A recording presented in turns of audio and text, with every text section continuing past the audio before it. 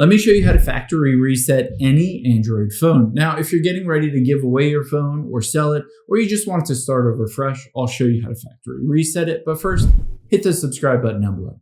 It really helps me out. Thanks, guys.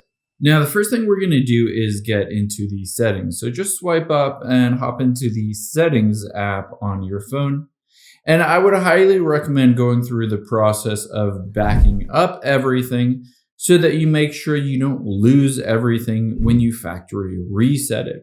Now, depending on whether you back up through Google Drive or if you back up through Samsung Cloud or whatever backup method you have, just go through the process of backing up again to make sure everything is in the cloud when you reset your phone. After you've done that, all we need to do is go back to the very beginning of your settings, and let's go to the section that will allow us to reset everything. You can see there is the reset option. It says before resetting, back up your data, which we just did. And now all we need to do is choose the factory data reset.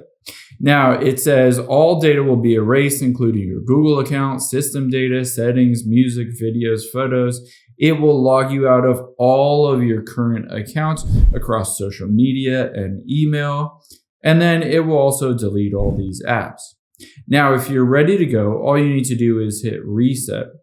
You're going to enter in the PIN. Essentially, this is the PIN that you use to unlock your Android phone. Just enter that in and everything will be factory reset. At that point, you can give it away or sell it and you won't have any of your old data on there.